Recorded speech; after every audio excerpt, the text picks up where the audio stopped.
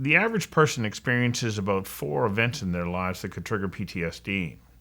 The average career cop encounters between 100 and 400 incidents that could trigger PTSD. Retired Abbotsford Police Chief Bob Rich knows this all too well.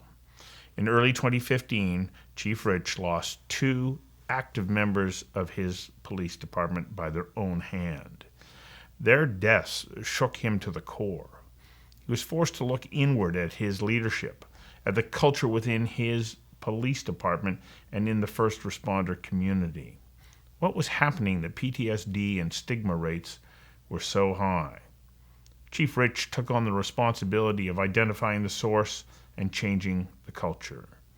His first priority became the wellness of his team. Rich says, "These are women and men who put their lives on the line every day to keep their community safe. In return, it is my job to keep them safe." He identified that a suck-it-up culture was one of the root causes, and it was counterproductive, putting everyone at risk. He and his team went to work to implement those needed changes. Then came the killing of Constable John Davidson, which rocked the policing community in Abbotsford, the Lower Mainland, and the province. However, thanks to the support of the Vancouver Police and other police officers who took over law enforcement duties in the city for more than 1 week, the Abbotsford PD was able to take a knee, psychologically, physically, and emotionally. Bob Rich says, as a result, we didn't lose another member, which can happen. In Ontario, over the past year, 9 officers took their own lives. Bob Rich is determined to help other police departments do what Abbotsford has done or begun to do by creating a culture that understands the trauma of horrific incidents and supports one another. We invited Bob Rich to join us for a conversation that matters about caring for the well-being of first responders who care about us. Conversations That Matter is a partner program of the Centre for Dialogue at Simon Fraser University. The production of this program is made possible thanks to the following and viewers like you. Please become a patron at conversationsthatmatter.tv. You were Chief of Police for the city of Abbotsford. That's right. For a number of years and through some pretty trying times. And that's kind of helped, well, not kind of helped. It has put you directly into the position that you're in right now. And that is helping emergency personnel, police officers first, because that has been your discipline, but emergency personnel deal with the trauma that they experience. What was the statistic that you shared? Because I first met you at the Vancouver Police Ceremonial Unit's annual mess dinner, which I always find a fun and inspiring evening. But I was incredibly moved when I heard you speak, and you talked about how many PTSD potential incidents the average person experiences versus somebody who has, let's say, a 30-year career in policing. Yeah, our best guess is that the average person is going to encounter 4 or 5 events in their life. In their entire life. Right. Yeah. That come upon a horrible car accident or a family event where somebody has a heart attack that could cause them PTSD, could cause them a traumatic injury. A police officer, we're guessing, on average, 100 to 400 events in their career over 30 years that may well cause trauma and may well lead to PTSD if it's not looked after. I can't help but also think just the job of going to work as a police officer is also stress-inducing. I talk to people about what it takes to be a police officer, and it's not easy because I think at any given moment, on any day that you're at work, what could seem like it's a routine incident or encounter could turn deadly.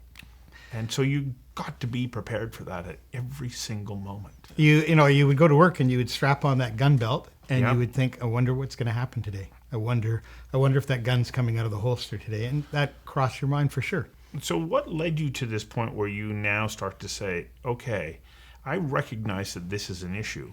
And of course, it hit you full force with the Abbotsford Police Department when you lost Constable Davidson, and it was the continuation of a series of events.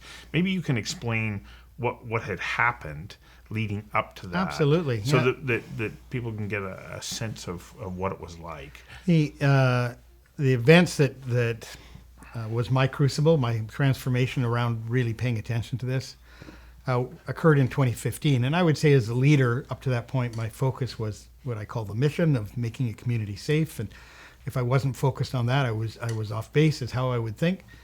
In 2015, though, things happened to people in our organization that were awful. And probably the worst events happened, one in May and one in June, where two police officers who I loved and respected took their own lives. And trying to lead my organization through those two events broke me in lots of ways. And I would have told you I was limping leader at that point. I was hurt and I felt like I was failing. The organization felt like we were kind of crashing at that point. And that led me to start studying what was going on for policing and to look past the borders of the Abbotsford Police and see what was going on for police officers in Canada. And the studies, and there aren't that many yet, but Public Services Canada has done some work, the University of Regina has done some work, and Dr. Lisa Kitt here in this province has done some work. And they all consistently say that probably about 3 out of 10 police officers towards the end of their career are dealing with PTSD. And if you add in depression, anxiety disorders, and burnout, the number is much, much closer to 5 out of 10.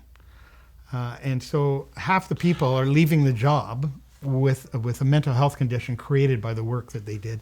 And so as a leader, you weren't aware of this? No. You didn't realize that it was such a severe Right. issue? Of course, we had members go off with PTSD, and you try to help them, and it seemed like it was just no different than somebody having a bad back, or and you just dealt with it when it happened, as opposed to thinking in terms of half of our people being hurt by this job is simply not morally, ethically acceptable. That was the transformation. I went from being, well, let's look after this person, to we are doing something wrong. And so in 2015, I began to really change my focus and understand that we had to lead and run a police department in a completely different way. I got to get you to hang on for a second while we take a quick commercial break.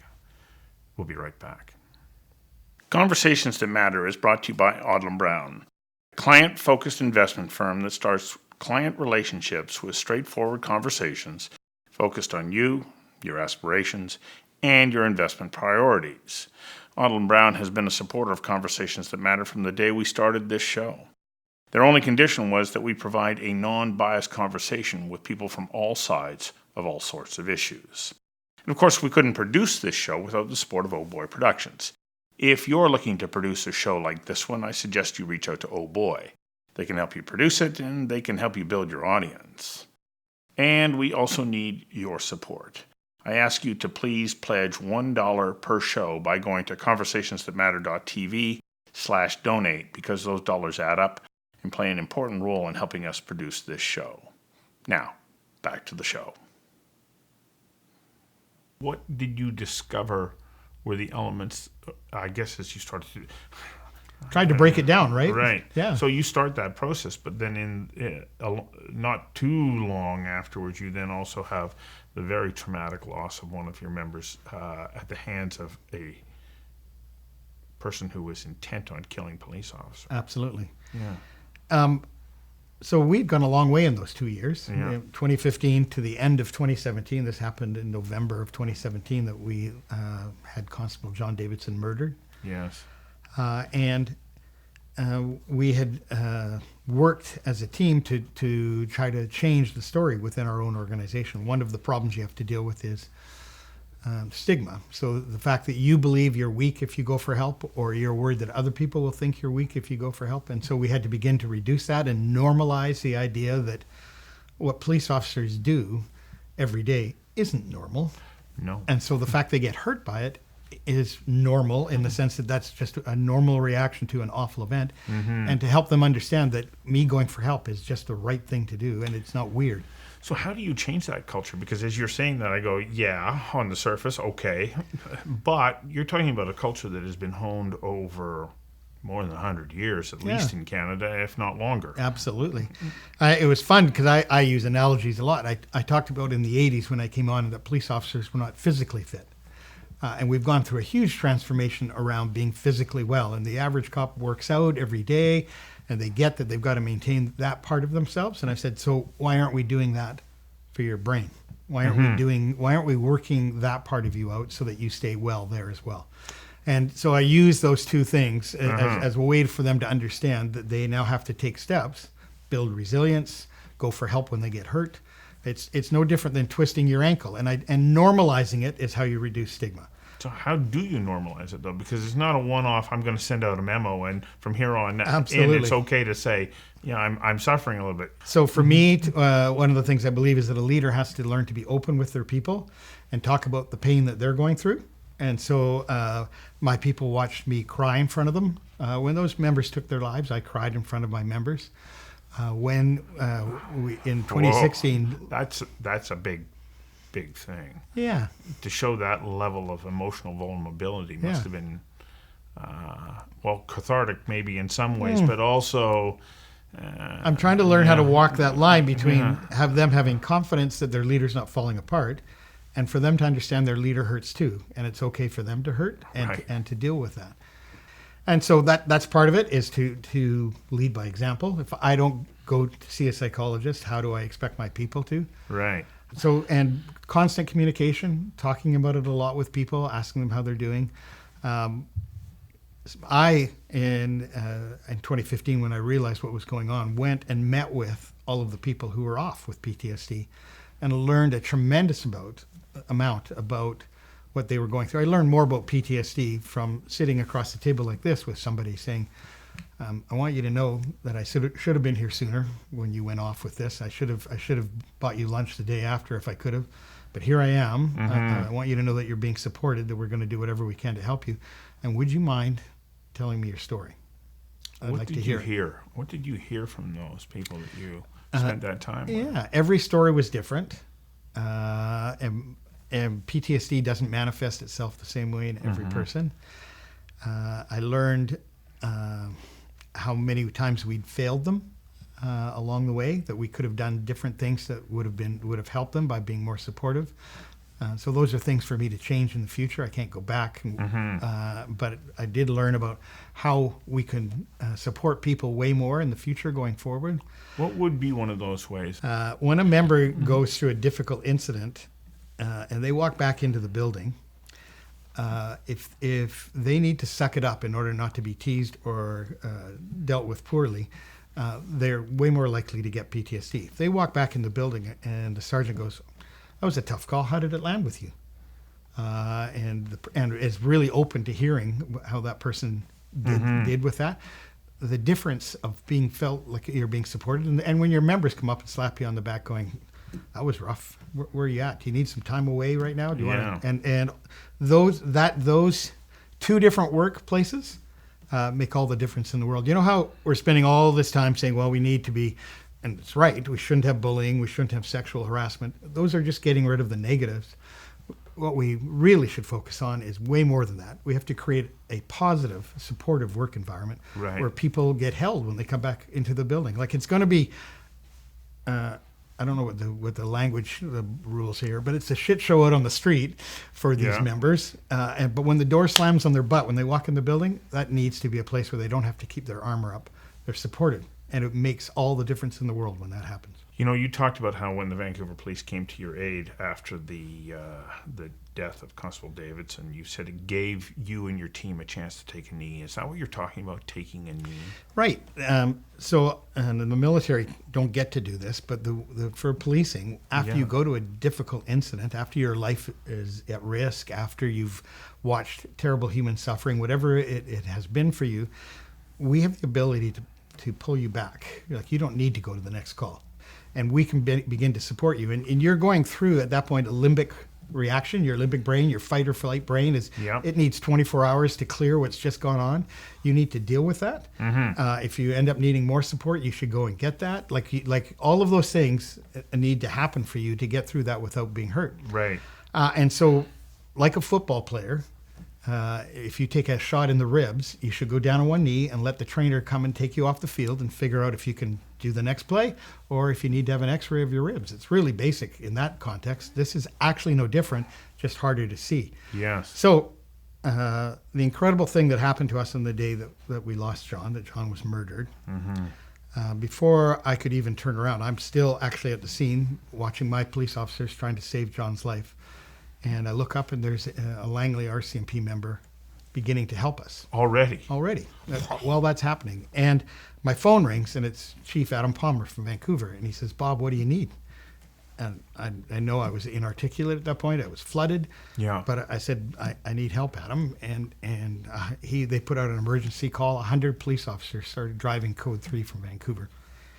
And so 300 police officers came that day into Abbotsford. Yeah. And all my police officers got to stop. As many as we possibly could let stopped. Yeah. So that entire shift didn't have to try to, the problem is, of course, policing doesn't stop. There was a domestic assault that I'm sure occurred in the next 2 hours. That may not have been attended to. Who's going to go to that call? Right. And we send that police officer who's just lost their close friend. How is that going to work? So the fact that our colleagues came and supported us and let us stop is night and day difference for those police officers. And that shift of police officers didn't go back to work for 8 days. Yeah.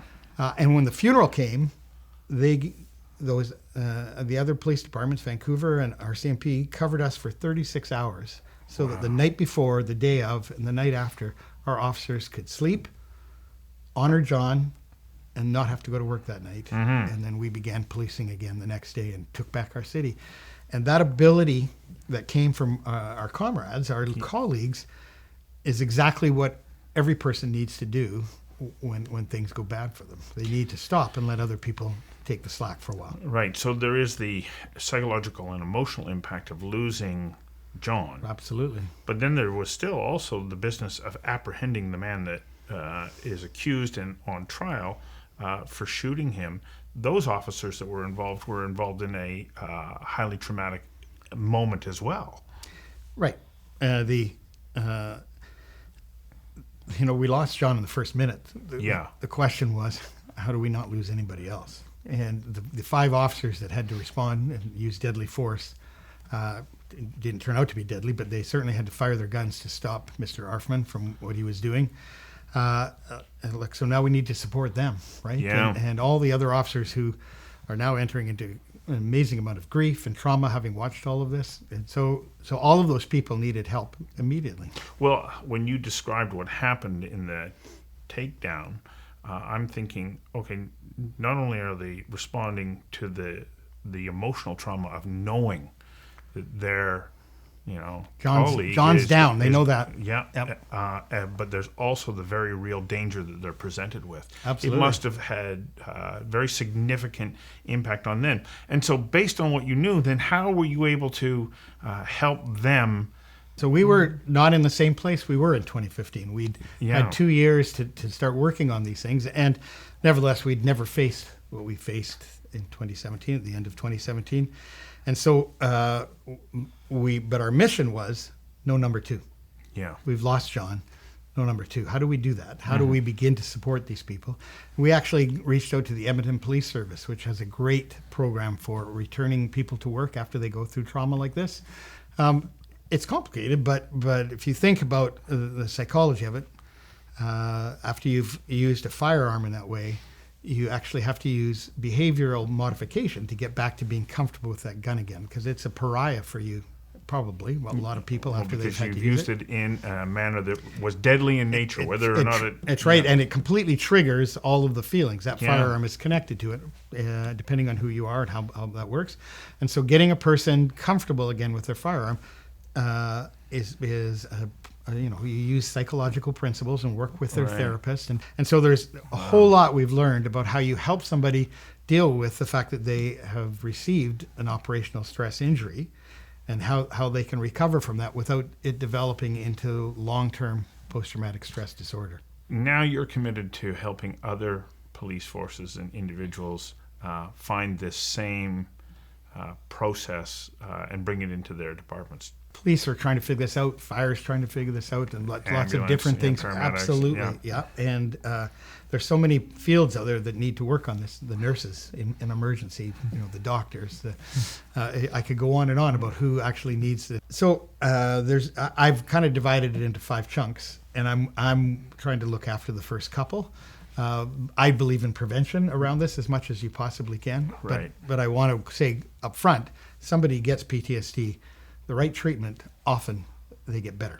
Yes. And so people who you are get PTSD, you're not stricken with it for life. Nope. Yeah. Nope. Okay. Many people completely recover, and many, even if they can't get rid of all of it, it's dramatically reduced for them. And so people with PTSD should seek help. That environment that I talked to you about. Yes. A leader's responsible to create that environment.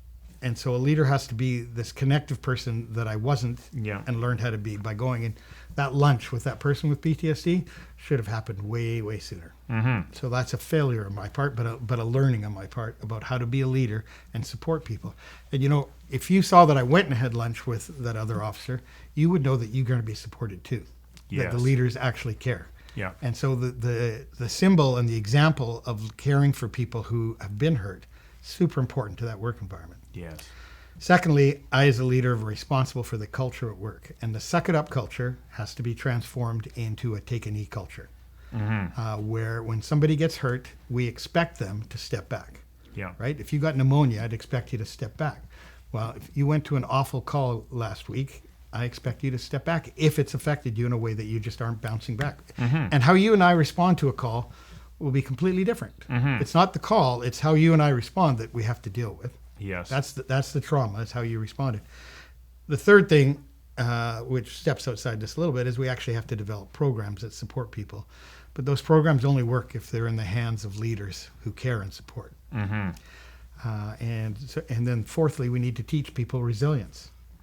So individually and as a group, we have to learn how to work through these things. And like being physically fit, you have to learn how to maintain your mental resilience and build it as you go.